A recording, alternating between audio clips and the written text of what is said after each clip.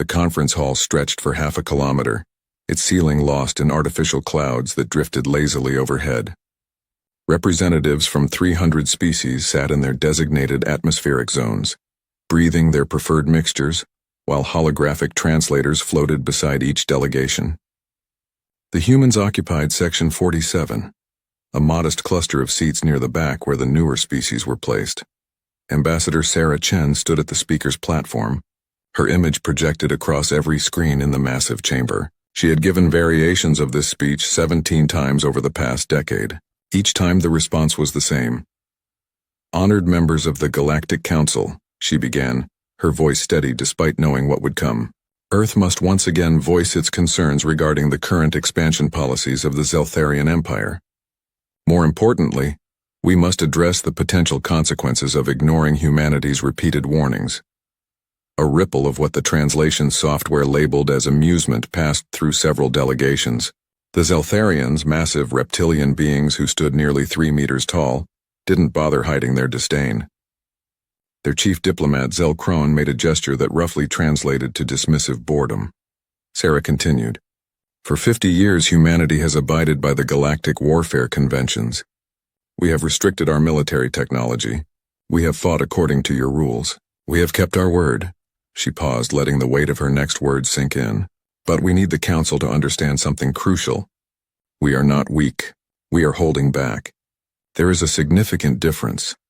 The Vrin delegate, a crystalline being whose thoughts appeared as colored light patterns, pulsed what could only be called laughter. "The young species speaks of hidden strength. How delightfully primitive. What next, Ambassador Chen? Will you claim your gods will smite us?" Other species joined the laughter. Sarah had expected this. She always did. "I'm speaking of practical military capability," Sarah said firmly. "Before we joined the galactic community, humanity fought wars using methods and weapons that would violate every convention you hold dear.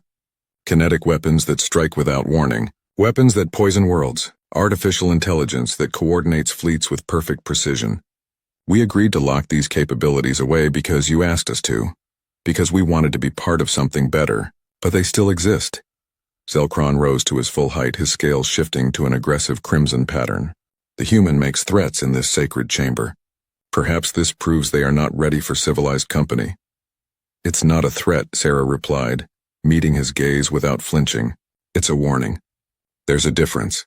The Zeltharian Empire has claimed 6 systems in the past year, all through what you call civilized warfare. But you're pushing toward human space now. You're testing us.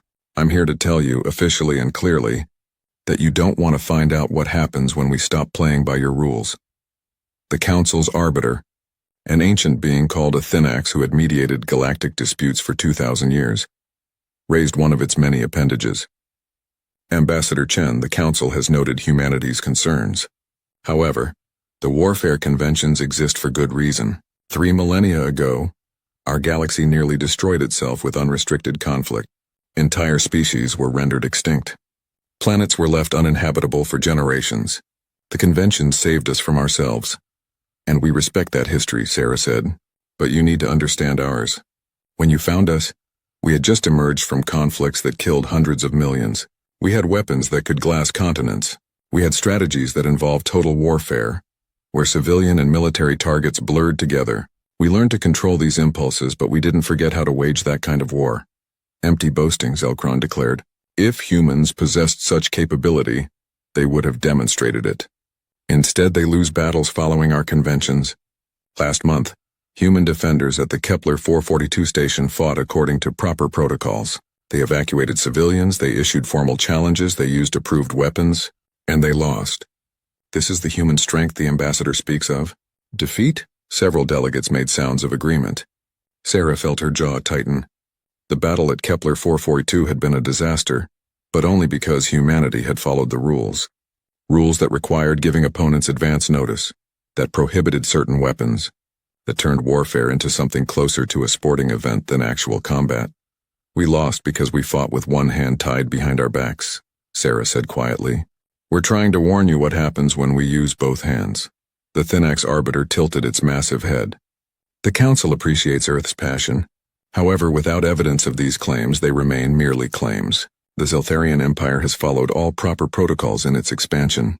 If humanity wishes to dispute territorial claims, it may do so through the approved channels of civilized warfare. Sarah looked across the assembled species. She saw condescension in their alien features. They saw humans as children playing at being warriors, a young species trying to seem important by making grand claims about hidden arsenals and brutal tactics. "Then let it be on record," Sarah said, her voice carrying across the chamber. "Earth has warned the galactic community repeatedly and clearly. We are holding back. We are restraining ourselves.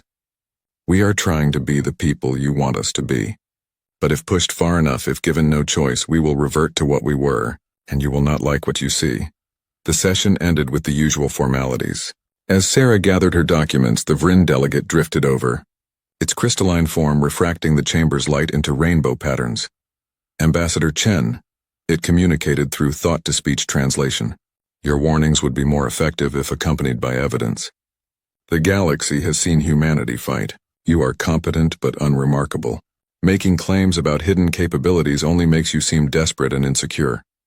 Sarah wanted to explain that humanity's restraint wasn't weakness, that the weapons locked away in deep storage weren't mythical, that every human military academy still taught the old ways even if they couldn't practice them. But she knew it wouldn't matter. They had to learn the hard way. "I hope you never see the evidence," she said simply. "I truly do." 3 weeks later, the Zeltharian fleet arrived at New Perth, a human colony world home to 2 million people.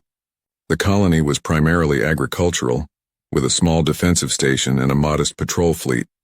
According to galactic law, the Zeltharians issued their formal declaration of intent exactly 48 hours before hostilities would commence. Admiral James Okonkwo received the declaration aboard the defense station with a sinking feeling in his gut. He had 48 hours to evacuate civilians and prepare his forces. 48 hours that could have been used to deploy the weapons locked in the station's deepest vault. The weapons with biometric locks requiring authorization from 5 different human governments. The weapons they weren't supposed to use. "Begin civilian evacuation," he ordered. "Military personnel to battle stations. Load all approved weapons and prepare defensive formations according to convention protocols." His tactical officer, Commander Lisa Park, looked at him with frustration clear in her eyes. "Sir, we have 63 kinetic impactors in the vault. We could launch them right now before they're in position. Their fleet would never see them coming. We could end this before it starts." "And we would be the ones who broke the conventions," James replied. "Earth's orders are clear. We fight by their rules unless Earth itself is directly threatened. New Perth is a colony, not the homeworld. We hold the line with approved weapons." The next 48 hours were a chaos of evacuation shuttles lifting off in continuous streams, carrying children and families and everything they could grab in their allotted time. The Zeltharian fleet maintained its position exactly beyond weapons range, waiting for the ceremonial countdown to reach 0. When the battle came, it was almost beautiful in its formality. The Zeltharians advanced in proper formation. The human fleet met them at the designated engagement zone. Both sides used energy weapons that had been approved by the Council, firing at ranges that gave ships time to maneuver, time to issue damage reports, time to surrender if things went badly. It was nothing like the wars of Earth's past, where submarines struck without warning, and missiles screamed out of the sky and soldiers killed enemies who never saw them coming. This was warfare as sport, as ceremony, as something civilized. And humanity lost. The defense station held out for 3 hours before its shields collapsed. Admiral Okonkwo ordered his remaining ships to retreat before they could be destroyed. As he watched New Perth fall into Zeltharian hands, he thought about the kinetic impactors still locked in the vault. Never used, never needed according to galactic standards. They could have won. They could have ended the battle in minutes with weapons the galaxy had forgotten how to fight against. But they had followed the rules. The occupation of New Perth was broadcast across the galaxy as proof of Zeltharian military superiority. Their propaganda showed orderly troops taking control of human facilities, their admirals giving speeches about bringing civilization to another primitive outpost. Then came the executions. 6 human soldiers had been captured when the defense station fell. Under the warfare conventions, they should have been treated as honored opponents, given proper care and eventually returned through prisoner exchange. Instead, Zelkron himself appeared in a galaxy-wide broadcast, standing over the kneeling prisoners. "Let this be a lesson," he announced. His voice translated into 300 languages simultaneously. Humanity claims hidden strength. They claim to be holding back. They claim they could devastate us if they chose. These claims are lies designed to compensate for their obvious weakness. We prove this now. The execution was quick but public. 6 shots, 6 bodies. A message sent not just to humanity but to every species watching. Sarah Chen watched the broadcast from Earth's Council Embassy. Her hands clenched into fists as the camera lingered on the fallen soldiers. Around her, her staff stood in stunned silence. "Get me a secure line to Geneva," she said quietly. "It's time." The emergency session of the Human Systems Alliance convened within hours. Representatives from every human government, every colony, every military branch gathered in the virtual conference space. The question was simple, and had been prepared for this exact scenario. Should humanity abandon the warfare conventions and respond with full military capability? The debate lasted 6 hours. Some argued for restraint, for working through proper channels, for proving humanity was better than this. Others argued that the conventions had failed to protect human lives, that the galaxy viewed their restraint as weakness, that Zelkron had crossed a line that demanded response. In the end, the vote was decisive. 87% in favor. Protocol reversion. Full measures. Authorization to use all military capabilities regardless of galactic convention. President Maria Santos addressed the galaxy from Geneva, her image broadcast on every channel humanity could access. She stood in front of the flags of Earth's nations, her face composed but her eyes cold. "People of the galactic community," she began. "For 50 years, humanity has tried to be the species you wanted us to be. We followed your rules. We restricted our weapons. We fought your civilized wars.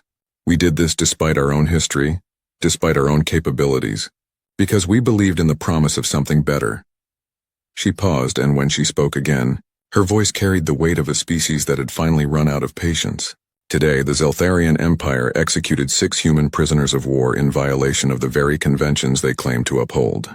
They did this while mocking humanity's warnings, while calling our restraint weakness, while treating our attempts at peace as cowardice. Maria leaned forward slightly, speaking directly into the camera as if addressing each being individually. "You were warned.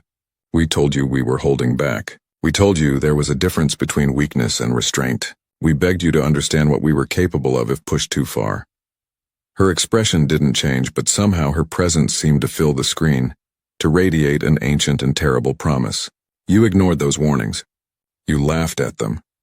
You thought we were bluffing, that we were children trying to seem dangerous. Now you're going to learn the truth. Now you're going to discover why the old humans, the ones you first encountered, frightened even themselves. Now you're going to understand what we've been holding back." She straightened, her hands clasped behind her back in a military posture that suddenly made her seem less like a politician and more like a general. "This is not a threat. This is a statement of fact.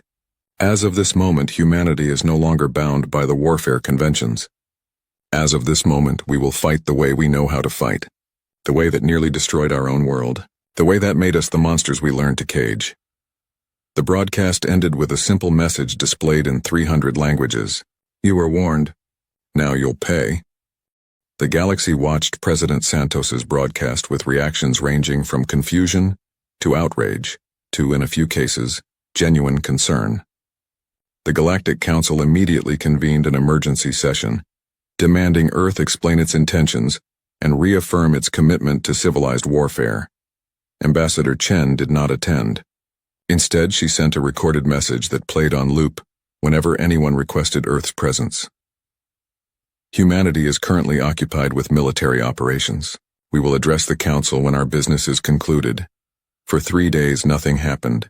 The Zeltharian Empire continued its occupation of New Perth, installing governors and beginning the process of integrating the colony into their territory. Their propaganda broadcast continued, now mocking President Santos's speech as empty rhetoric from a defeated species. "The humans threaten us with their hidden weapons," Zelkron announced in one such broadcast. "Yet we see nothing. We hear nothing. They prove our point with their silence. They are weak, they are defeated, and they will learn to accept their place in the galactic order." The broadcast was still playing across Zeltharian channels when their military command station in the Corvin system simply ceased to exist. One moment, the massive station housed 50,000 military personnel and served as the primary coordination hub for the Zeltharian fleet. The next moment, it was a rapidly expanding cloud of debris. No warning, no declaration, no energy signature that might have given defending ships a chance to intercept. The projectile had been launched from a human stealth ship positioned 2 light hours away. It was a simple cylinder of tungsten carbide alloy, 3 meters long and 1 meter wide, accelerated to 90% of light speed using a magnetic rail system that left no energy signature detectable at range. By the time the impact registered on any Zeltharian sensors, the station had already been destroyed for over an hour due to the delay in light-speed communications. Within the next 6 hours, 17 more Zeltharian military installations simply vanished. Shipyards, command stations, weapons platforms, each one struck by projectiles moving too fast to see, too fast to intercept, launched from positions so distant that no counterattack was possible. The Zeltharian High Command scrambled to respond, but they didn't know where to aim their weapons. The human ships were using stealth technology far beyond anything the conventions allowed, and they were striking from distances that made conventional warfare impossible. Admiral Kwame Nkrumah commanded the human operation from the bridge of the stealth carrier Invisible Hand, positioned in deep space beyond any planetary system.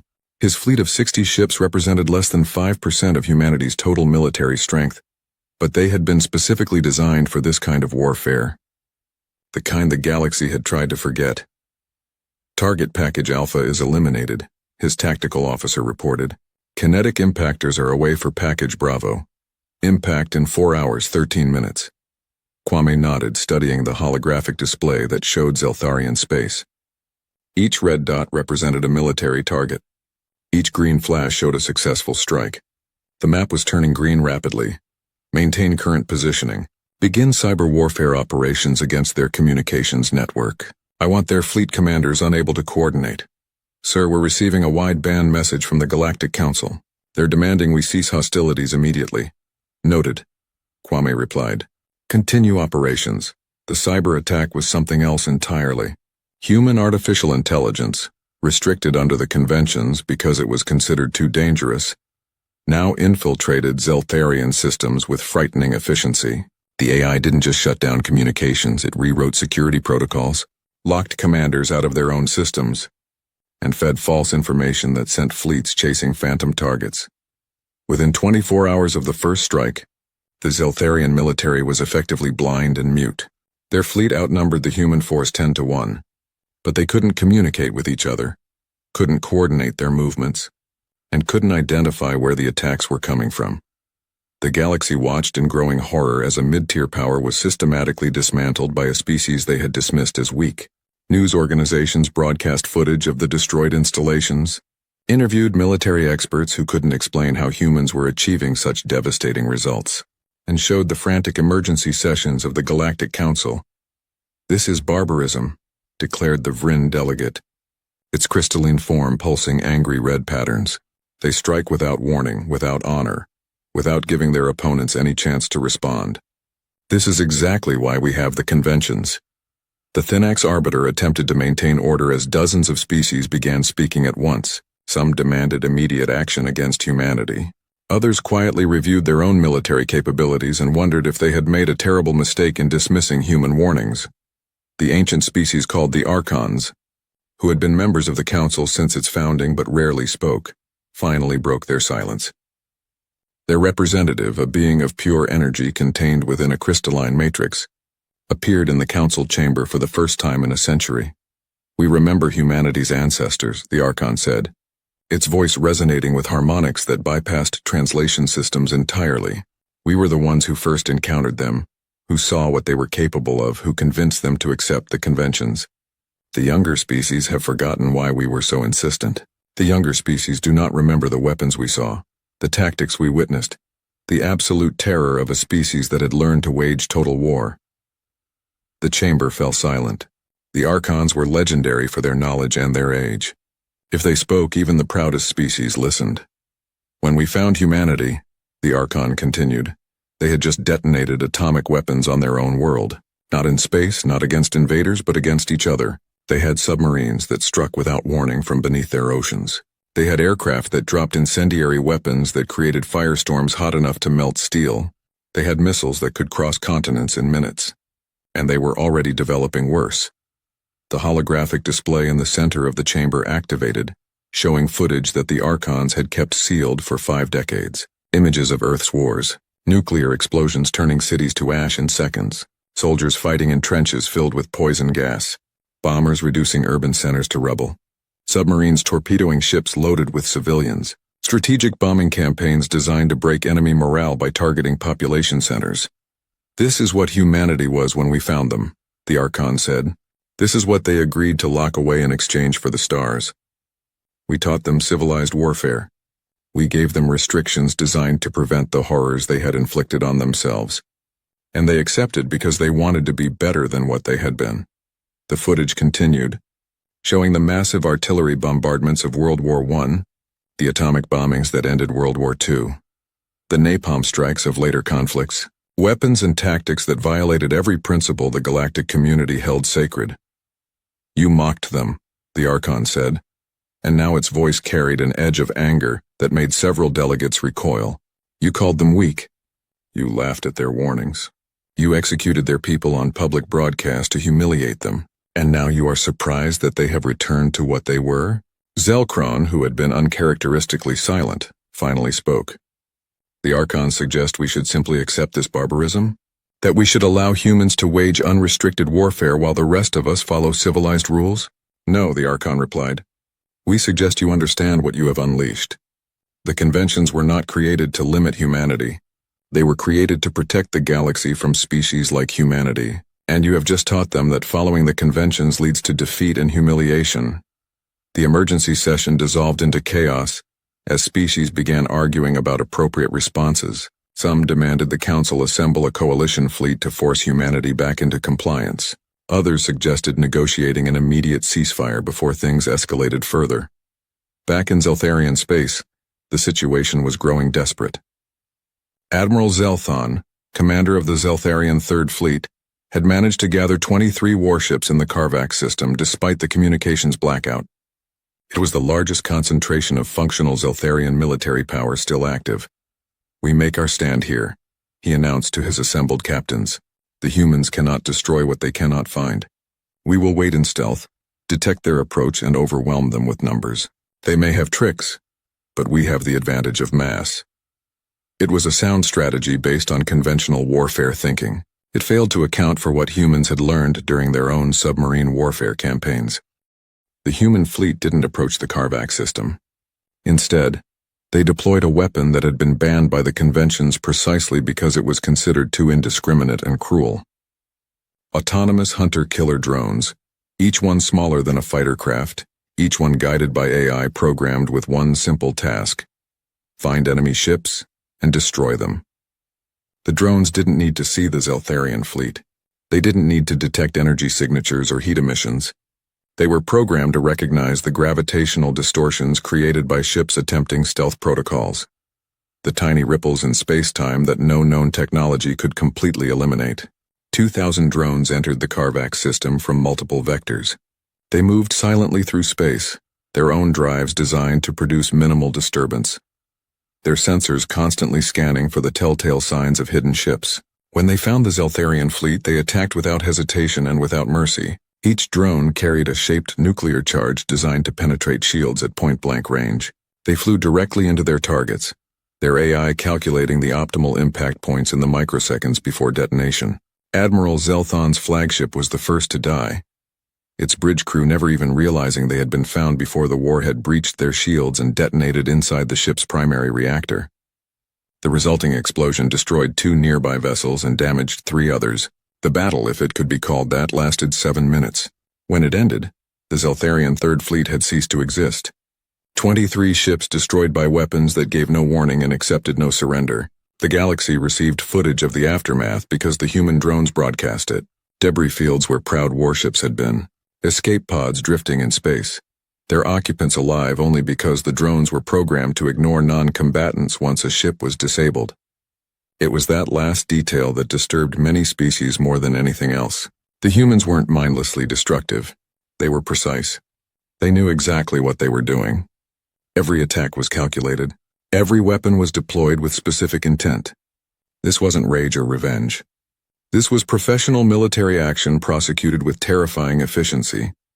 President Santos appeared in another broadcast, this one showing her standing in what looked like a military command center. Behind her, holographic displays showed real-time tactical information from ongoing operations. "Some of you are calling our actions barbaric," she said, her voice calm and measured. "You're comparing us to historical tyrants and monsters from your own worlds. You're demanding we stop and return to civilized warfare." She gestured to one of the displays behind her, which showed footage of the executed human prisoners at New Perth. "That was barbarism," she said, "executing prisoners in violation of the conventions you claim to uphold. Mocking a species that had followed your rules faithfully for 50 years, broadcasting it across the galaxy as entertainment." The display changed, now showing precision strikes against military targets, showing escape pods being carefully avoided by hunter-killer drones, showing automated warnings being broadcast to civilian populations near combat zones. "This is war," Santos continued. "Real war. The kind our ancestors fought before we learned to pretend violence could be civilized. We're not targeting civilians. We're not destroying planets. We're not committing genocide. We're destroying military capability with maximum efficiency. If that disturbs you, perhaps you should have considered it before laughing at our warnings." She leaned forward and her expression hardened. The Zeltharian Empire demanded respect through force. They wanted to prove human weakness. They wanted to show the galaxy that our warnings were empty threats. Very well. We're showing the galaxy exactly what we meant. We're demonstrating precisely what we've been holding back. The display behind her changed again, this time showing a countdown timer. 72 hours ago, the Zeltharian military was the fourth largest force in the galaxy. In another 72 hours, it will effectively cease to exist as a coordinated fighting force. After that, we will discuss terms. Until then, we suggest other species consider very carefully whether they want to join the Zeltharians in learning what human warfare actually looks like. The broadcast ended, but the timer remained visible on every screen where it had played, counting down in Universal Standard Time. Across the galaxy, military commands began running calculations. The numbers were terrifying. If humans could dismantle a major military power in less than a week, what could they do to everyone else? How many more weapons did they have in reserve? What other capabilities had they hidden during 50 years of restraint? 6 species that had been quietly mobilizing their fleets in case they needed to intervene immediately stood down. 3 species that had territorial disputes with human colonies quietly withdrew their claims. And everywhere military analysts began studying the old footage the Archons had shown, trying to understand what humanity had been before the conventions, trying to prepare for what they had become again. The countdown continued. The Zeltharian homeworld of Zelthara Prime had stood unconquered for 3,000 years. Its planetary shields were rated to withstand sustained bombardment from an entire battle fleet. Its orbital defense platforms could track and destroy thousands of incoming missiles simultaneously. Its military command bunkers were buried kilometers beneath the planet's crust, protected by layers of armor and energy barriers that could theoretically survive anything short of a direct hit from a star. At exactly midnight local time, those defenses proved inadequate against weapons designed by a species that had spent centuries perfecting the art of destroying hardened targets. The first impact came without warning. A kinetic impactor moving at relativistic speed struck the primary shield generator on Zelthara Prime's largest moon. The explosion was visible from the planet's surface, a brief flash that lit up the night sky before fading. Before the backup generators could fully activate, 17 more impactors struck in precise sequence, each one targeting a specific component of the defensive network. Admiral Kwame watched the strikes from his command ship, now positioned just outside Zeltharian sensor range. The tactical display showed each target lighting up green as it was eliminated. His weapons officer had calculated the firing solution 3 days ago, timing each shot to arrive in perfect sequence despite being launched from different positions across multiple light hours of distance. "Primary defense grid is down," his tactical officer reported. "Secondary grid activating but operating at 43% efficiency. Tertiary systems are attempting to compensate. Proceed to Phase 2, Kwame ordered. Phase 2 involved technology that most galactic species had developed, but then abandoned as too dangerous to use. Humanity had continued its development in secret, understanding that sometimes the most terrifying weapons were the ones that destroyed silently. Nanite clouds, each one containing trillions of microscopic machines programmed with one task: infiltrate and disable. They were deployed from orbit in canisters that looked like harmless debris, scattering across Zelthara Prime's upper atmosphere, where they began their invisible work. The nanites didn't explode. They didn't burn. They simply found every electronic system they encountered and methodically dismantled it at the molecular level. Defense computers, communication arrays, weapons targeting systems, power grid regulators, everything connected to a network became vulnerable, and the Zeltharian networks were extensive. Within 6 hours, Zelthara Prime's military command lost contact with 70% of its defensive installations. Automated systems shut down as their processors dissolved. Manual overrides failed as their control circuits ceased to exist. The planet's vaunted defenses collapsed not with dramatic explosions but with silent, systematic failure. "We're receiving surrender offers from the Zeltharian military command," the communications officer reported. "They're requesting immediate ceasefire and negotiations." Kwame studied the tactical display. 3 of the planet's 5 military command bunkers had been located and marked. The nanite clouds were still spreading through the planetary infrastructure. Zeltharian orbital forces were scattered and unable to coordinate. "Denied," he said simply. "Remind them that they had 72 hours to consider surrender." That time has expired. Now we proceed to Phase 3. Phase 3 was the part that made even some human commanders uncomfortable. It involved something humanity had learned during their own darkest conflicts: the difference between destroying an enemy's ability to fight and destroying their will to fight. The human fleet moved into orbit around Zelthara Prime in a formation the Zeltharians recognized from their own military history. It was a siege formation, designed to isolate a planet completely. Every ship capable of leaving the surface would be intercepted. Every communication beyond the planet would be blocked. The message was clear: Zelthara Prime was cut off from the rest of their empire. But humanity didn't bombard the cities below. They didn't target civilian infrastructure. Instead, they did something far more psychologically devastating. They broadcast a message on every available channel, in every Zeltharian language and dialect, accompanied by footage that couldn't be disputed. The message showed a human standing in what was clearly a military command center, surrounded by holographic displays showing real-time tracking of every remaining Zeltharian military asset. The human was Dr. Sarah Kim, a civilian scientist who specialized in military psychology.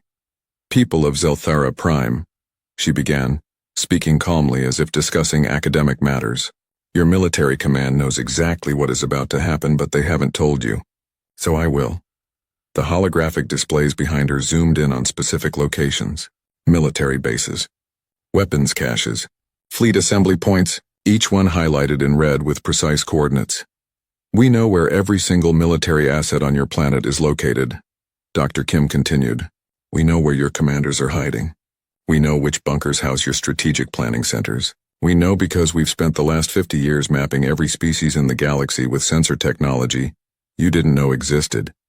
She gestured, and the display showed a countdown timer. "In approximately 4 hours, we will demonstrate our capability to destroy any or all of these targets from orbit. We will do this by targeting the uninhabited moon in your system. You will watch as we split it in half using weapons your military assured you didn't exist. After you witness this demonstration, your leaders will have 1 hour to surrender unconditionally. If they refuse, we will systematically destroy every military installation on your planet." Dr. Kim's expression remained neutral, almost clinical. "We will not target civilian areas. We will not destroy your cities. We will not harm your people beyond the military personnel in those installations, but we will leave your species completely defenseless, unable to protect yourselves, dependent on galactic charity for security. Your military might, your proud warrior culture, your 3,000-year history of conquest will end not with glorious battle, but with your leaders choosing whether to save their own pride or save their people." The broadcast ended, but the countdown remained visible in the sky above every Zeltharian city, projected by human drones that darted through the atmosphere too quickly to be intercepted. The psychological impact was immediate and devastating. Zeltharian civilians who had been raised on stories of military invincibility watched the countdown and realized their defenders couldn't stop it. Military personnel in those marked locations understood they had been targeted with surgical precision and couldn't evacuate without abandoning their posts. Political leaders faced the reality that they could either maintain their pride or protect their species. But not both. The Galactic Council convened yet another emergency session, this one attended by nearly every member species. The chamber was filled with urgent debate, angry accusations, and genuine fear. "They're about to destroy a moon," the Vryn delegate protested, its crystalline form pulsing with distressed orange patterns. "They're demonstrating planetary-scale destructive capability. This is precisely the kind of escalation the conventions were designed to prevent." "They warned you," the Archon representative replied, its energy form flickering with what might have been frustration, repeatedly, explicitly for years. "They told you they possessed such weapons. They told you they were holding back. You laughed at them." "We must assemble the Grand Fleet," insisted the delegate from the Corvian Federation. "If we allow one species to wage unrestricted warfare while the rest of us follow conventions, it creates an impossible situation. Either we all abandon the conventions or we enforce them on everyone." The Thinax Arbiter raised multiple appendages for silence. "The Council faces a decision that will define galactic relations for generations. Do we intervene militarily against humanity, risking war with a species that has demonstrated capabilities we cannot match? Or do we attempt negotiation, potentially rewarding their abandonment of civilized norms?" Before the Council could vote, new information arrived that changed the entire discussion. Intelligence reports from multiple species confirmed what human ships had been doing during their assault on Zeltharian space. They hadn't just attacked military targets. They had completely disrupted the Zeltharian slave trade. The Zeltharian Empire, despite its public claims of civilized behavior, had maintained a massive system of forced labor drawn from conquered species. Millions of beings worked in conditions that violated multiple galactic laws, hidden from inspectors and denied by official channels. The humans had found every single one of these facilities, had disabled their defenses with the same nanite technology used against the military, and had broadcast open invitations for any ships to come collect the freed prisoners. It was a masterstroke of information warfare. Suddenly, species that had been considering defending the Zeltharians found themselves confronting evidence of widespread atrocities. The humans had known about these facilities and had waited to reveal them at the exact moment when they would have maximum political impact. Ambassador, Chen appeared before the Council for the first time since humanity had begun its military operations. She looked tired but determined as she addressed the assembled species. "You want to know why we're doing this?" she said without preamble. "You want to understand why we abandoned the conventions we had followed for 50 years? Let me make it absolutely clear." Holographic displays activated throughout the chamber, showing footage from the liberated slave facilities. Beings who had been worked to exhaustion, living in conditions that would have been condemned on any civilized world, all of it happening under the authority of a species that claimed to represent proper galactic values. "The conventions protected this," Sarah said, her voice hardening. "The civilized warfare that you all prize so highly made it possible for the Zeltharians to maintain this system for centuries. Because as long as everyone followed the rules, as long as warfare was formal and limited, species like them could hide atrocities behind bureaucratic complexity and diplomatic immunity." She gestured to another display, this one showing the execution of human prisoners at New Perth. "They murdered our people on galactic broadcast, while operating slave camps that rivaled the worst crimes of human history. And you want us to continue following conventions that clearly don't work? That protect the predators and punish the restraint?" The chamber erupted in arguments, but Sarah's voice cut through the noise. "Humanity tried your way for 50 years. We followed every rule.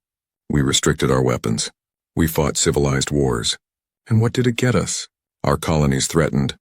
Our warnings dismissed, our people executed, and our restraint mistaken for weakness." She paused, letting her next words carry the weight they deserved.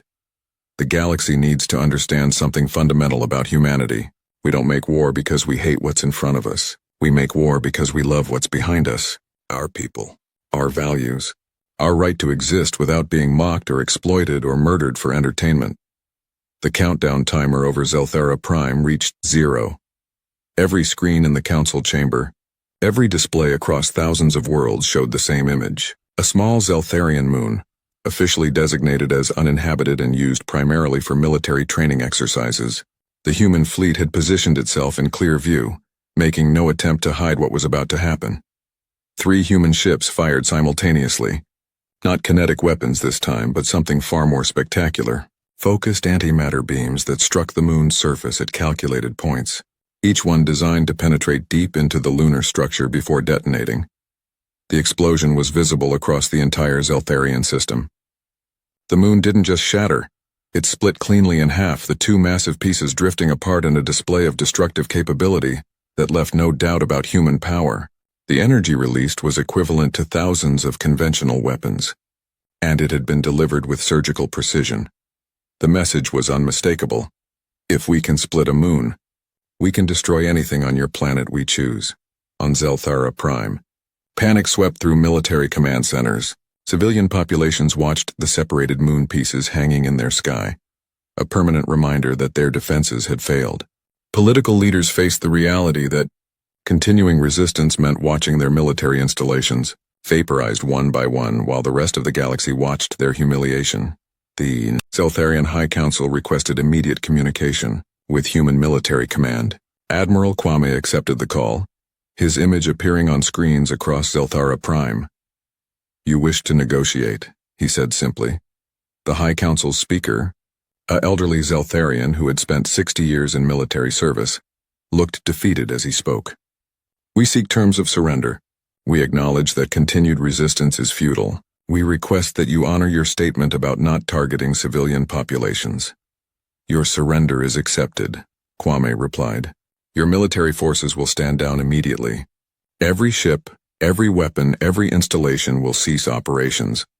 You will submit complete documentation of all military assets, all weapons programs, and all facilities involved in forced labor operations." He paused, and his expression hardened. "Your leaders who ordered the execution of human prisoners will be turned over for trial, according to human military law. Your species will be placed under military occupation until a legitimate government can be established, and every being you enslaved will be freed and compensated from Zeltharian resources." The terms were harsh but not cruel. Humanity wasn't interested in genocide or eternal punishment. They wanted justice, security, and a clear message to the rest of the galaxy. As the Zeltharian High Council formally surrendered, signing documents that would be studied by historians for centuries, the Galactic Council faced its own crisis. 73 species had now submitted proposals to intervene militarily against humanity. They argued that allowing one species to operate outside the conventions would destroy the entire framework of galactic civilization. The vote was scheduled for 3 days later, giving everyone time to prepare their positions. In the meantime, human forces began securing Zeltharian space, implementing occupation procedures that were efficient and, surprisingly to many observers, remarkably humane. But the countdown that truly mattered wasn't the one over Zelthara Prime. It was the one appearing now on every human military vessel, visible to anyone with sensors capable of detecting encrypted transmissions. A countdown to the arrival of the Grand Fleet, assembled by the Galactic Council to force humanity back into compliance. 74 species, 50,000 ships, the largest military force assembled in 3 centuries, and humanity's response, broadcast on open channels for everyone to hear, was 4 simple words: "We warned you." Still, the Grand Fleet assembled at the Kepler Nexus, a neutral system chosen specifically because its network of stable jump points allowed rapid deployment to multiple regions of space. 50,000 ships from 74 species represented the combined military might of most of the galactic community. It was meant to be an overwhelming show of force, a demonstration that even humanity couldn't stand against the United Galaxy. Admiral Vex Corian of the Thynex commanded the fleet. From the massive dreadnought Eternal Unity, he had spent 200 years studying military strategy and had fought in 6 major conflicts under the conventions. He was considered one of the finest military minds in the galaxy. He was also deeply worried. "Final count, Commander," he ordered, studying the holographic display that showed his assembled forces. 53,217 vessels, Admiral, his second officer replied. "All species have reported ready status. Coalition command structure is established with redundant communication protocols. We have numerical superiority of approximately 40 to 1 over estimated human forces in the region. The numbers should have been comforting. They weren't. Vex Corian had spent the past week reviewing everything known about human military operations. He had watched the footage of Zeltharian installations being destroyed by invisible weapons. He had studied the tactical efficiency of the assault on Zelthara Prime. He had read the Archon's historical files about humanity's pre-contact warfare. Transmit the final warning to human forces, he ordered. 24 hours to withdraw from Zeltharian space and return to compliance with galactic conventions. Failure to comply will result in military action. The message was transmitted across all available channels. The galaxy held its breath, watching to see if humanity would back down in the face of overwhelming force or if the situation would escalate to full-scale war. The human response came within minutes. President Santos appeared in a broadcast that reached every ship in the Grand Fleet, every world in the galactic community, and was immediately rebroadcast by news organizations across thousands of systems. She stood in what looked like a military command center, but behind her was something unexpected. A museum display. Ancient weapons from Earth's history. A sword, a musket, a machine gun, a nuclear warhead, each one representing an evolution in humanity's capacity for violence. Members of the Grand Fleet, Santos began, her voice calm but carrying an undercurrent of sadness. You've given us 24 hours to surrender, to return to following conventions that failed to protect us, to accept that our restraint should continue even after it proved disastrous. She walked along the display, stopping at each weapon. Every one of these weapons was once the pinnacle of human military technology. Every one was considered devastating in its time, and every one was eventually surpassed by something worse. We learned to kill with rocks, then spears, then arrows, then bullets, then explosives, then atomic fire. Each time we thought we had reached the peak of destructive capability. Each time we were wrong. Santos turned to face the camera directly. For 50 years we've used only the weapons you approved. Energy weapons that give warning. Ships that fight in formations you understand. Tactics that follow rules you established. We did this not because we couldn't do more, but because we chose not to.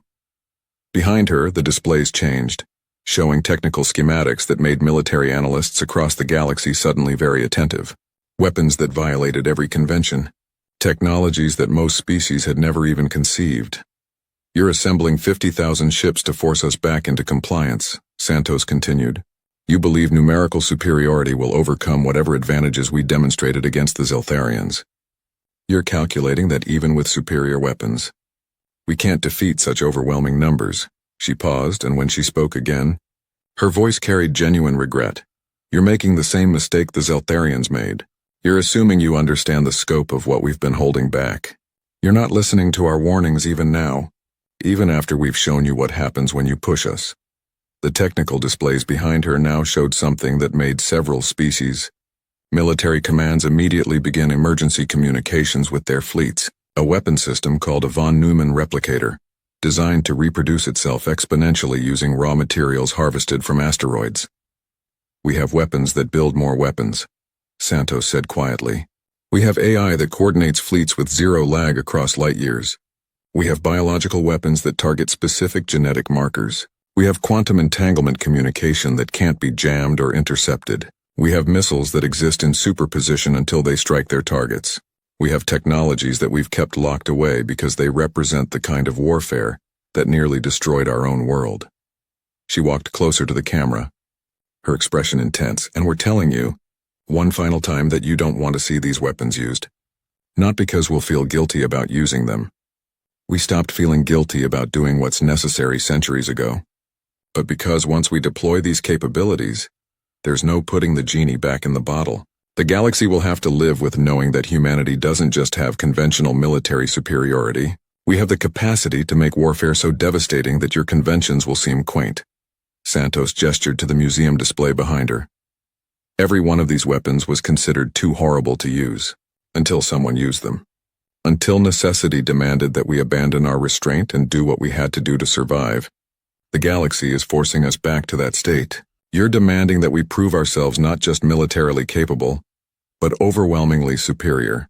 So there's no question, no ambiguity, No possibility that anyone else will make the same mistake the Zeltharians made. She straightened, her hands clasped behind her back in a formal military posture. So here are our terms. The Grand Fleet will disperse within 24 hours. The Galactic Council will recognize humanity's right to maintain whatever military capabilities we deem necessary for our security. The conventions will be revised to include enforcement mechanisms for species that violate them. Because rules that only the peaceful follow aren't rules at all. Her expression hardened. If these terms are rejected, if the Grand Fleet advances, we will demonstrate exactly what we mean. We will fight a war that makes our actions against the Zeltharians look restrained, and we will win. Not because we want to, not because we enjoy it, but because we warned you, repeatedly and clearly, and you refused to listen. The broadcast ended with footage that the Archons had kept sealed for decades, video from humanity's first contact with galactic civilization, showing young human soldiers demonstrating their weapons to Archon observers. The footage showed nuclear detonations, kinetic bombardments, chemical weapons, biological agents. The Archon observers' reactions were visible, their energy forms flickering with what their species expressed as horror. And at the end of the footage, a young human general speaking to the Archon delegation. We know these weapons are terrible. We know we're monsters for having created them. That's why we're willing to lock them away, to follow your conventions, to try being something better. But you need to understand that we're choosing this. If that choice is ever taken from us, if we're ever pushed into a corner where following your rules means destruction, we'll revert to what we were, and you really, really don't want that. The footage ended, but its impact rippled through the galaxy. Species that had voted to assemble the Grand Fleet now faced the reality of what they were demanding. They weren't just asking humanity to surrender. They were forcing humanity to demonstrate capabilities that might fundamentally alter galactic warfare forever. Admiral Vex Corian watched the broadcast 3 times, each viewing making his concern grow. He had spent 2 centuries studying warfare, but it had all been civilized warfare, formal declarations, approved weapons, understood tactics. What the humans were threatening was something entirely different. Analysis, he requested from his tactical staff. The reports came back within hours. Every species in the Grand Fleet had independent analysts review humanity's claims. The consensus was disturbing. Based on the technical schematics shown, on the demonstrated capabilities against the Zeltharians, and on the historical footage from first contact, humanity was likely being truthful about their capabilities. More concerning, several species confirmed they had theoretical research into some of the technologies Santos had mentioned. Technologies they had abandoned as too dangerous or too unethical. The humans hadn't just theorized. They had built, tested, and stockpiled. Communication from the Archon delegation. Vex Corian's communications officer reported. They're requesting private channel to the fleet command. The Archon representative appeared in holographic form, its energy matrix pulsing with urgent patterns. Admiral Vex Corian, it began, bypassing usual diplomatic formalities. The Archon Collective wishes to share classified information with the Grand Fleet Command. Information we have kept sealed since first contact with humanity. Proceed, Vex Corian replied, though he suspected he wouldn't like what he was about to hear. The Archon shared sensor logs from their first encounter with human military capabilities. The data was clinical, precise, and absolutely terrifying. It showed human weapons that operated on principles the galactic community considered theoretical impossibilities. Fusion bombs, antimatter warheads, kinetic weapons that could strike from beyond sensor range, biological agents that could be tailored to specific genetic profiles. This is what humanity was with primitive technology, the Archon explained. Chemical rockets and atomic fission. They have had 50 years with access to antimatter production, quantum computing, and advanced materials science. Their claims about what they've developed are almost certainly understated, not exaggerated. Vex Corian felt something he hadn't experienced in 200 years of military service. Genuine fear. Why did you allow them into the galactic community if they were this dangerous? Because they were more dangerous left alone, the Archon replied simply. Better to integrate them, to teach them our ways, to give them a reason to maintain restraint. It worked for 5 decades. But you, Admiral, and the species you represent have undone that work. You have given them reason to abandon restraint. The Archon's form pulsed with something that might have been anger or sorrow. We warned the Council repeatedly that humanity's restraint was voluntary. We explained that the conventions worked for them only because they chose to follow them. And now you have assembled the largest military force in 3 centuries to tell them the choice was wrong. That following the conventions leads to defeat and humiliation. Vex Corian studied the data, running calculations in his head. The Grand Fleet had numerical superiority, but if the humans deployed even a fraction of the capabilities they were claiming, the battle would be far from certain. And even if the Grand Fleet won, the cost would be catastrophic. Recommendation? He asked the Archon. Withdraw immediately. Accept humanity's terms. Revise the conventions to include real enforcement mechanisms. Because, Admiral, the alternative is a war that will teach the galaxy why the conventions existed in the first place. And that lesson will be written in the casualties of thousands of ships. Vex Corian ended the communication and sat in his command chair, staring at the tactical display. 50,000 ships. 74 species, the united force of most of the galactic community, against one species that had spent 5 decades preparing for exactly this scenario. The countdown timer showed 23 hours remaining. He began composing his report to the Galactic Council. A report that would recommend immediate withdrawal and acceptance of human terms. A report that would likely end his career, but might save millions of lives. But before he could transmit it, his sensors officer shouted an alert. Admiral, detecting massive quantum fluctuations across the entire fleet. Unknown signatures. They're appearing inside our formation. On the tactical display, thousands of new contacts suddenly materialized. Not ships. Something smaller but far more numerous. Human drones. Each one carrying a simple payload and a simple message. The message broadcast across all frequencies, appearing on every screen in every ship in the Grand Fleet. This is a demonstration. Each of these drones carries a Mark I fusion warhead. They appeared inside your defensive perimeter using quantum teleportation technology. They are currently unarmed and will remain so. But they could have been armed. They could have detonated. Every single ship in this fleet could have been destroyed in the last 30 seconds. The drones began moving, flying through the fleet formation in perfect coordination, weaving between ships that scrambled to track them but couldn't lock weapons fast enough. We are showing you this because we want you to understand. We don't need to defeat 50,000 ships in conventional battle. We can strike from ranges you can't defend against. We can deploy weapons you can't intercept. We can wage war in ways that make numbers meaningless. The drones accelerated, moving faster than any ship in the Grand Fleet could match, and vanished in bursts of quantum displacement, teleporting away as suddenly as they had appeared. 23 hours remain. Choose wisely. Admiral Vex Corian stared at his tactical display, watching his officers struggle to understand what had just happened. 50,000 ships. 74 species. The most powerful military force in centuries. And humanity had just proven they could kill them all without losing a single vessel. The countdown continued. The emergency session of the Galactic Council convened within an hour of the drone demonstration. The chamber was filled with panicked delegates, angry military commanders connected via hologram, and the heavy silence of species that had suddenly realized they were completely outmatched. Admiral Vex Corian presented his findings directly, his 200-year military career giving weight to his assessment. The Grand Fleet cannot win this engagement. He stated bluntly, humanity has demonstrated the capability to strike inside our defensive perimeter, using technology we cannot counter. They can deploy weapons without our sensors detecting the launch. They possess quantum displacement technology that makes traditional defensive formations meaningless. The Corvian delegate stood abruptly. Surely we don't surrender to threats and demonstrations. We have 50,000 ships. Even with advanced technology, they cannot destroy such numbers. They don't need to destroy us, Vex Corian replied calmly. They only need to demonstrate that they could. Every ship in the Grand Fleet is now aware that at any moment, armed drones could appear inside their hulls.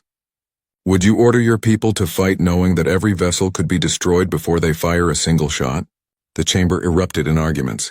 Some species demanded the fleet advance regardless. Others called for immediate negotiations. A few quietly began recalling their ships, unwilling to risk their crews on what increasingly looked like a suicide mission. The Archon representative raised its energy form, commanding attention through sheer presence. The Council must understand something fundamental, it said, its voice resonating through the chamber. Humanity did not develop these capabilities in response to recent events. They have possessed them for decades.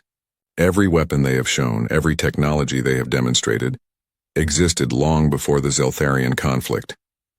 They built them, tested them, and locked them away in secure facilities across their space.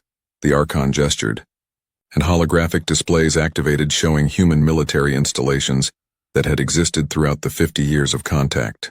Facilities the galactic community had known about and dismissed as conventional bases.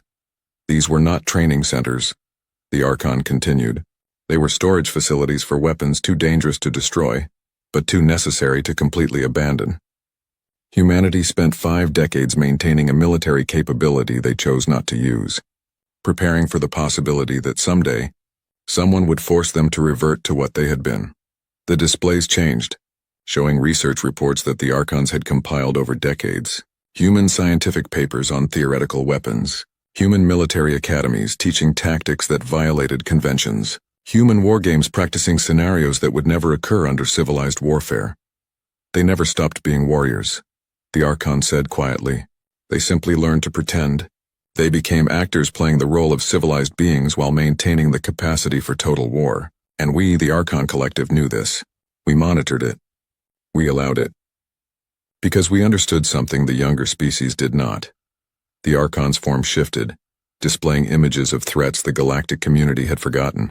Ancient wars, extinct civilizations, dangers that had been eliminated so long ago that they had faded into myth.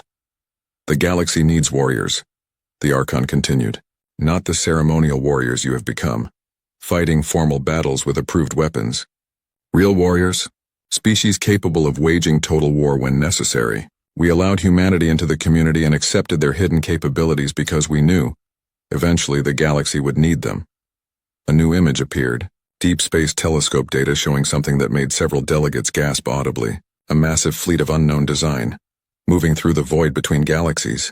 The image was dated just 3 months earlier. This is why, the Archon said simply. An extragalactic force. Unknown origin. Unknown intent.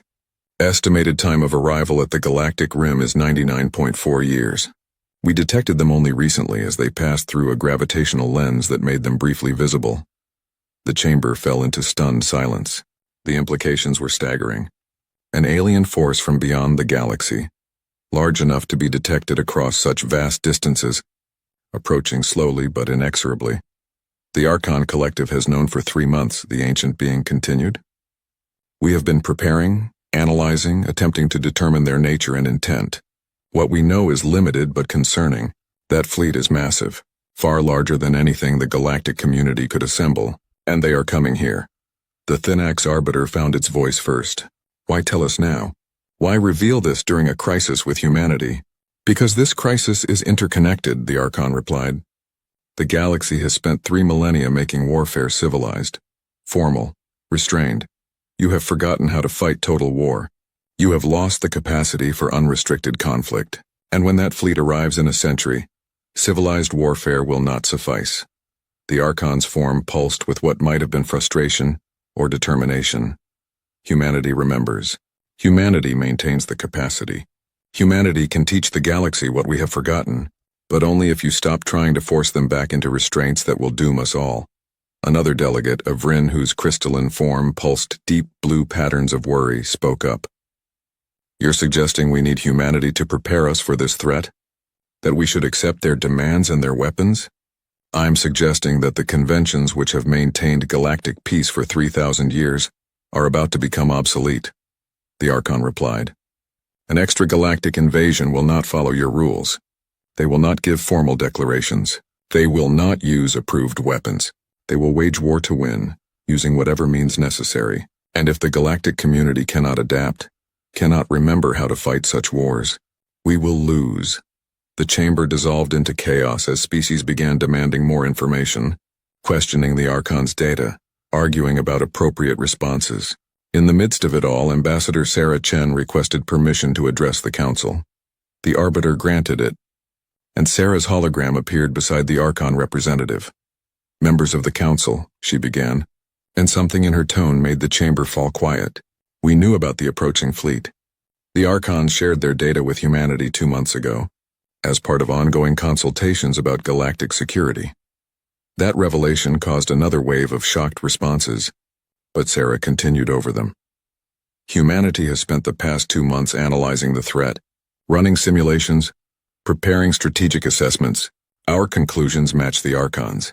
The approaching force represents an existential threat to the entire galaxy, and the current galactic military structure is completely inadequate to address it. She gestured, and new displays activated showing human military projections, tactical simulations, resource calculations, strategic assessments. A civilized war against that fleet will result in total defeat within 5 to 10 years of their arrival. The conventions that work for internal galactic conflicts will fail catastrophically against an external threat that doesn't follow those rules. The galaxy needs to relearn total war, needs to remember how to fight without restrictions, needs to prepare for conflict on a scale you haven't experienced in 3,000 years. Sarah paused, letting that sink in. Humanity can teach you. We remember. We maintain the capabilities. We have spent 5 decades studying galactic military structures, while preserving our own warrior traditions. We know how to fight the kind of war that's coming. But we cannot do it while being forced to follow conventions that will get everyone killed. The Corvian delegate, still defiant, spoke up. You're using this threat as justification for your recent actions. How convenient that an extragalactic invasion appears just when you need an excuse. The Archon responded before Sarah could. The data is available for independent verification. Any species with sufficient sensor capability can confirm the fleet's existence.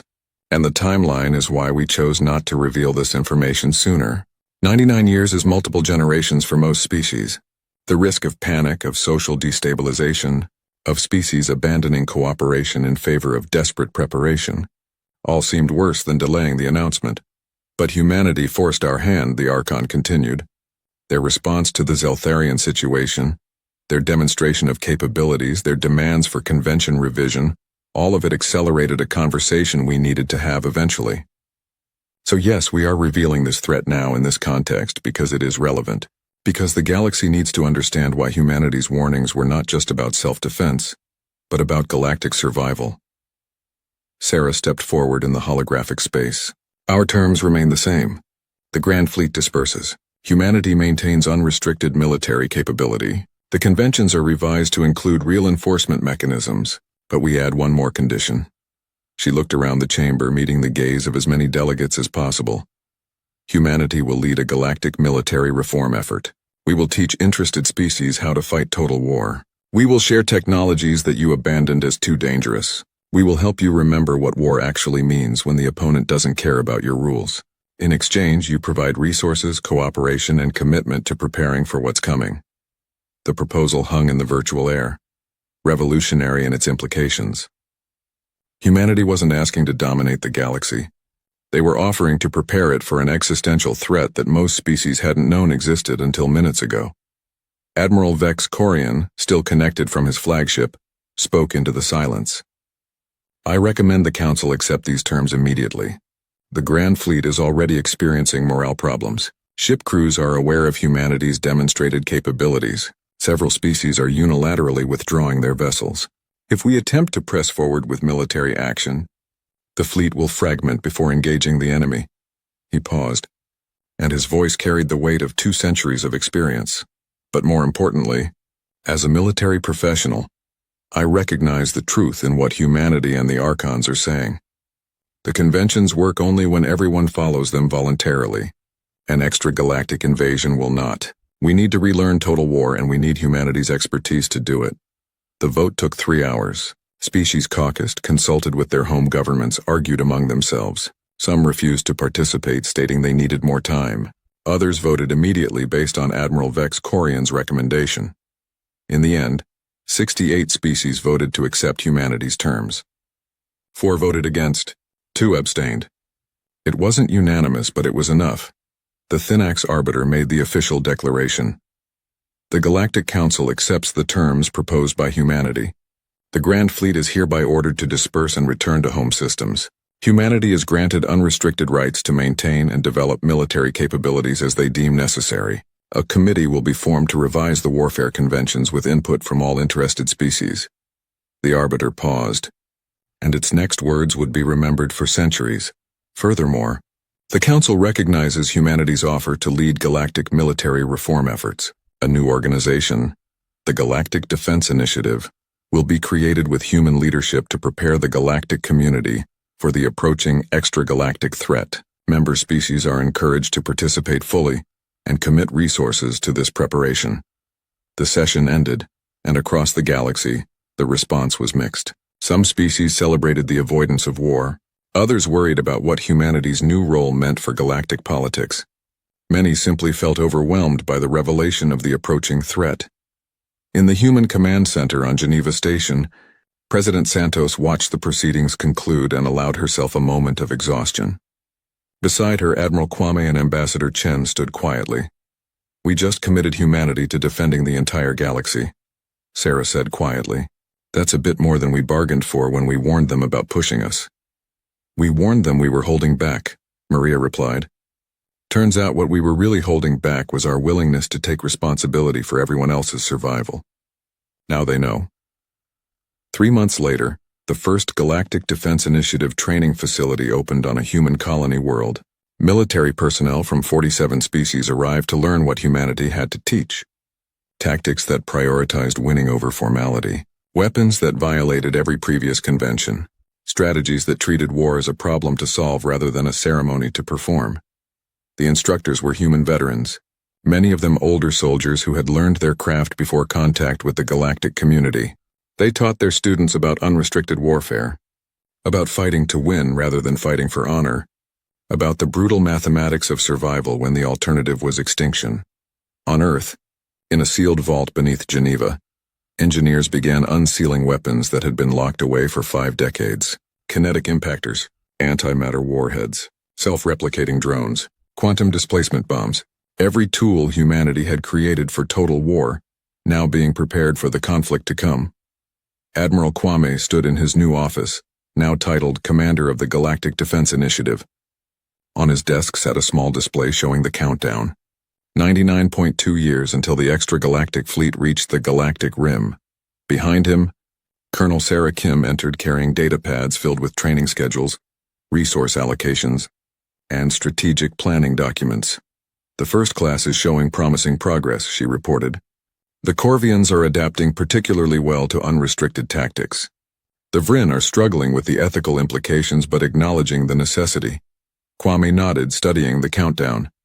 99 years to teach species that have forgotten war how to fight one. To take a galaxy that prizes civilization and turn it into something capable of total warfare. To prepare for a threat we know almost nothing about. He turned to face Sarah and a slight smile crossed his face. "You know what the ironic part is? We spent 50 years trying to prove we could be civilized. Now we have to spend the next century proving we can teach everyone else to be brutal. Humanity went from trying to fit in to being responsible for everyone's survival." "We warned them," Sarah replied with a slight smile of her own. "We told them we were holding back. They just didn't realize we were holding back our capacity to protect them too." Through the office window, Earth hung in space, its surface dotted with lights from cities that had once launched weapons at each other, and now built weapons to defend species who had mocked them. Humanity had gone from warrior species to restrained member of galactic society to, finally, guardian of the entire community.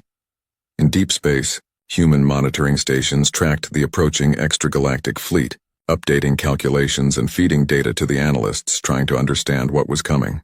The fleet moved slowly but inexorably, crossing the vast emptiness between galaxies at speeds that would take a century to reach their target. In that century, humanity had to accomplish something unprecedented. Transform a galaxy that had forgotten war into a unified force capable of total warfare. Teach 300 species how to fight like humans while maintaining enough civilization to be worth defending. Admiral Kwame looked at the countdown timer one more time. 99 years, 4 months, 6 days. Plenty of time if they used it well. An impossibly short time to transform an entire galactic civilization. "Send word to all GDI facilities," he ordered. "Begin Phase 2 training protocols. Advanced weapons systems and coordinated fleet tactics. If we're going to teach the galaxy how to fight a real war, we might as well do it thoroughly." He pulled up a file on his display, one that had been sealed since first contact with the galactic community. Human military doctrine from the wars of old Earth, adapted and updated for interstellar conflict. The file name was simple and direct: Total War Protocols External Threat Response. Humanity had spent 3,000 years of its history learning to fight, 5,000 more learning to build civilizations, 50 years learning to restrain themselves, and now they had 99 years to teach everyone else what they had learned. The countdown continued, marking time until an unknown enemy arrived to test whether humanity's warnings, humanity's weapons, and defend those who had doubted them would be enough. The galaxy had ignored Earth's warnings about being held back. Now they would discover that humanity had been holding back not just weapons and tactics, but something more fundamental: their capacity to become the guardians that the galactic community didn't know it needed. Somewhere in the depths of space, the extragalactic fleet continued its slow approach, unaware that the galaxy they were targeting was no longer the civilized, restrained community it had been, unaware that one species had remembered how to fight total war and was teaching everyone else, unaware that when they arrived, they wouldn't face a galaxy of ceremonial warriors playing at war, but a unified force trained by the species that had nearly destroyed itself learning to fight. 5 years after the dissolution of the Grand Fleet, the first joint military exercises were held. 17 species participated, practicing coordinated strikes using weapons that would have been illegal under the old conventions. The operation was considered a modest success, though human observers noted it would take decades before most species truly internalized the principles of unrestricted warfare. 10 years in, the first independent galactic species developed their own kinetic impactor systems based on human designs. The Corvians, who had once demanded military action against humanity, now led the development of advanced weapons platforms throughout their space. They had learned quickly that survival mattered more than pride. 25 years in, a memorial was erected on New Perth, the colony where the Zeltharian occupation had killed human prisoners and started the cascade of events that transformed the galaxy. The memorial listed the names of the 6 executed soldiers and bore a simple inscription in multiple languages. They died following rules. We live because we learned when to break them. 50 years after humanity's demonstration of force, the first generation born, knowing about the approaching threat, reached adulthood. They had grown up preparing for a war their grandparents wouldn't live to see, training in tactics that their great-grandparents had invented. The galactic civilization had fundamentally changed, becoming something harder, more pragmatic, more united by necessity than by choice. The Zeltharian Empire, dissolved and occupied for decades, was eventually reconstituted as the Zeltharian Commonwealth, a federation of their former territories that had learned humility and cooperation. Many Zeltharians served in the Galactic Defense Initiative, including the grandson of Zelkron, the leader who had executed human prisoners and sparked the conflict that ended his empire. 75 years in, the deep space monitoring stations detected the first transmissions from the approaching fleet, not communications intended for the galaxy, but internal signals within the extragalactic force. Human cryptographers and linguists worked alongside experts from 200 species to decode them. What they learned was both terrifying and clarifying. The approaching force called themselves the Harvesters. They moved between galaxies, consuming resources, dismantling civilizations, processing entire worlds into raw materials for their endless expansion. They had done this across multiple galaxies over millions of years. They followed no conventions, recognized no surrender, showed no mercy. They were the ultimate test of everything the galaxy had been preparing for. Admiral Kwame, now in his 90s and planning his retirement, reviewed the decoded transmissions with a mixture of vindication and dread. This was exactly the kind of enemy the Archons had warned about, the kind of threat that made the old conventions irrelevant. "How long until your successor is ready?" President Santos asked. She was in her 80s now, her second term having been extended repeatedly by emergency provisions as the galaxy prepared for what was coming. "Commander Torres is more than ready," Kwame replied, referring to the woman who would take over leadership of the GDI. "She's been training for this her entire career. She grew up knowing this war was coming. She's better prepared than I ever was." Maria nodded, looking at the countdown timer that had become a fixture in every military command center in the galaxy. 23 years, 7 months, 14 days. "We've built the largest military force in galactic history," she said quietly. "We've unified 300 species under a common command structure. We've deployed weapons that would have been unthinkable under the old conventions. We've done everything we can to prepare, and it might not be enough," Kwame said bluntly, The harvesters have consumed entire galaxies. We're one of many on their list. But we have one advantage they might not expect, which is, we're ready to fight the kind of war they understand. Totalva. Unrestricted warfare. Fighting to win rather than fighting to look civilized while losing. Kwame smiled grimly. Turns out humanity's warnings about what we were holding back weren't the end of the story. They were preparation for this moment. In the final years before the harvesters' arrival, the galaxy underwent its final transformation. Every habitable world contributed resources to the war effort. Shipyards operated continuously, producing vessels designed specifically for the conflict to come. Weapons platforms surrounded every strategic system. The entire galactic community mobilized with a unity that would have been impossible under the old system of ceremonial warfare and competing pride. And at the center of it all was humanity. The species that had warned the galaxy they were holding back, that had demonstrated what restraint actually meant, that had proven themselves capable of both devastating violence and thoughtful leadership. The Archons, who had watched civilizations rise and fall for millennia, made a final observation to the Galactic Council as the countdown reached its final year. 3,000 years ago, we established the conventions to save the galaxy from itself, the ancient being said. We succeeded, but in doing so we made you soft.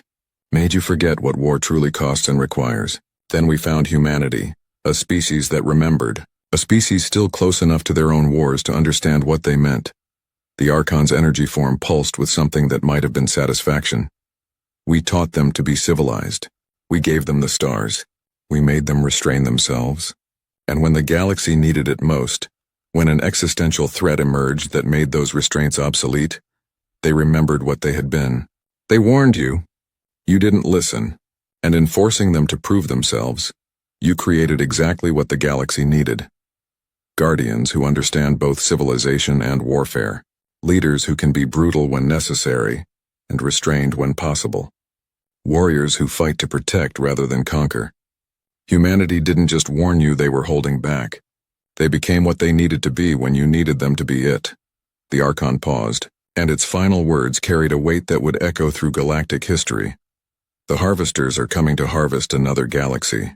They expect prey. Instead, they will find predators who learn to pretend they weren't. Who learned to cage their violence without forgetting how to unleash it. Who warned everyone what they were capable of, were ignored, and then proved it beyond any doubt. Earth warned the galaxy. The galaxy ignored the warning. And now the harvesters will pay the price for the galaxy's education. The countdown reached 0 on a clear day across Earth's northern hemisphere. In command centers throughout the galaxy, 300 species watched their sensors as the harvester fleet finally crossed into the Milky Way galaxy at the edge of uncharted space. 5 million ships. Technologies refined across 1,000,000 years of conquest. A force that had never been defeated, that had consumed countless civilizations, that represented everything the galactic conventions had been designed to prevent. They were met by a unified galactic fleet of 7 million vessels, commanded by species who had spent a century learning to fight like humans, armed with weapons designed by the species that had nearly destroyed itself mastering war, coordinated by AI systems that made instantaneous decisions across light years of space. The harvesters sent their standard demand for surrender, the same message they had transmitted to 100 galaxies before. It was met with a response crafted by human linguists and approved by the Galactic Council. We are the Milky Way galactic community. We do not surrender. We do not negotiate.